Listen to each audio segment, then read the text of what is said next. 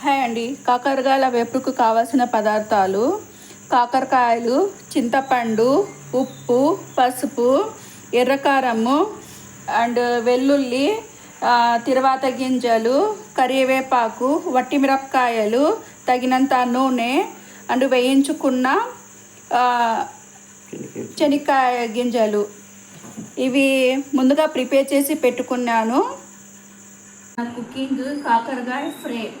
మీరు అనుకుంటూ ఉంటారు ఆల్రెడీ తెలిసిందే కదా, కొత్తగా ఏముంది అని. కానీ ఈ కాకరకాయ ఫ్రైలో మనకు చేదు అనేది ఉంటుంది. ఈ చేదు లేకుండా ప్రోటీన్స్ కానీ, తర్వాత మనకు దీంట్లో ఉన్న అన్ని ఏవైతే ఉన్నాయో అవన్నీ మనకు మిస్ కాకుండా హెల్తీగా ఉండడానికి మీకు రెసిపీ అనేది ఈరోజు నేను చెప్పబోతున్నాను. ముందుగా ఈ కాకరకాయని ఫ్రెష్ తీసుకొనేసి బాగా శుభ్రంగా కడిగి పక్కన పెట్టుకోవాలి. తర్వాత ఇవి తోకలు ఉంటాయి కదండి, ఈ తోకల్ని వచ్చేసి కట్ చేసుకోవాలి. ఇలా కట్ చేసుకున్న తర్వాత ప్రతిదీ ఇలా కట్ చేసుకొనేసి పక్కన పెట్టుకోవాలండి. బాగా కట్ చేసుకొని తోకలు తల కట్ చేసుకొని పెట్టుకున్న తర్వాత కడిగిన చింతపండు, తగినన్ని నీళ్ళు, ఇలా తగిన నీళ్ళు అండ్ ఉప్పు వేసుకొని దీన్ని బాగా కలుపుకోవాలి.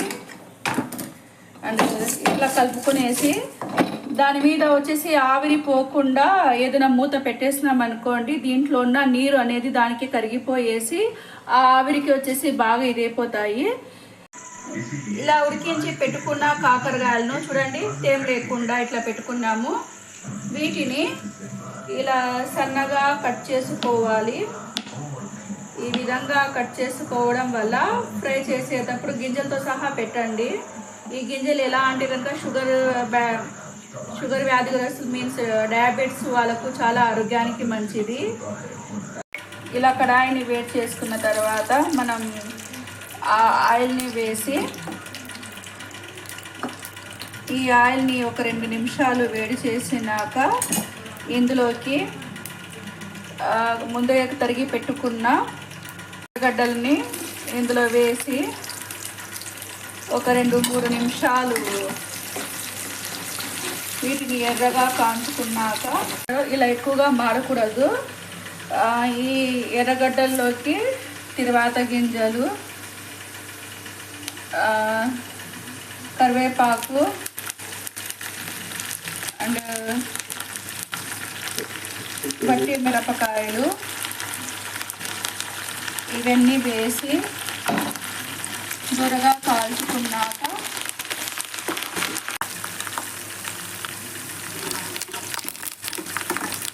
ఇలా ఎర్రగా చిరుపటలాడుతున్నప్పుడు మనం ముందుగా తరిగి పెట్టుకున్న వేసి, నేనైతే దీంట్లోకి విత్తనాలు ఏం కానీ తీయలేదు. ఎందుకంటే ఇవే మనకు షుగర్ వ్యాధిగ్రస్తులకు అయితే కనుక మంచిగా పనిచేస్తుంది. మా డాడీకి అయితే విత్తనంతో సహా చాలా అంటే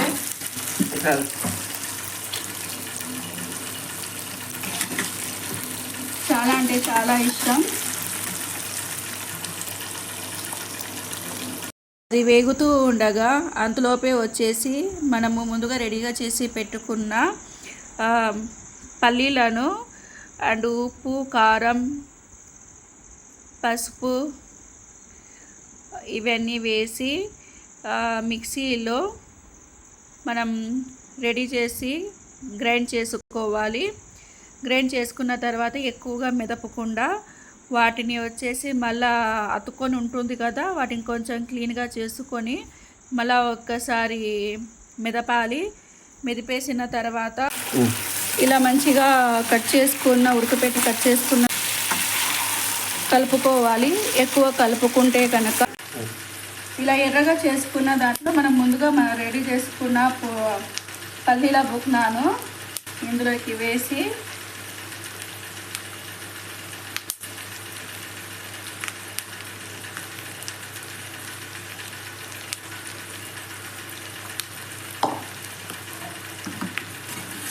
సగభాగం మసాలా వేసి దీంట్లోకి కలుపుకొని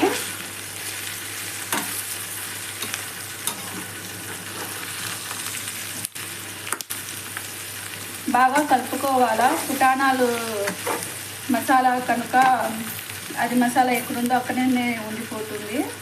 అందుకనేసి కొంచెం బాగా కలుపుకోవాలి.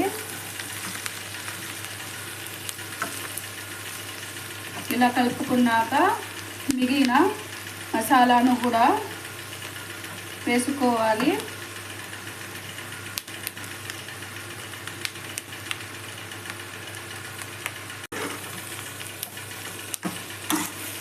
చూడండి మసాలా కూడా ఎంత బాగా ఎర్రగా అయిపోయిందో.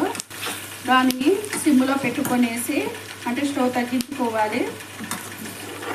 స్టవ్ తగ్గించుకోవడం వల్ల మసాలా అనేది మాడదు.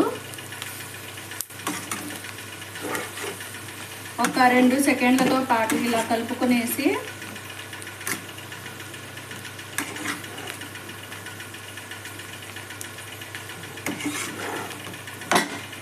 స్టవ్ ఆఫ్ చేసుకోవాలి. రెడీ అయిపోయిందండి గుమగుమలాడే టేస్టీ కాకరకాయ వేపుడు. ఒకసారి ట్రై చేయండి, మళ్ళీ మళ్ళీ తినాలనిపిస్తుంది.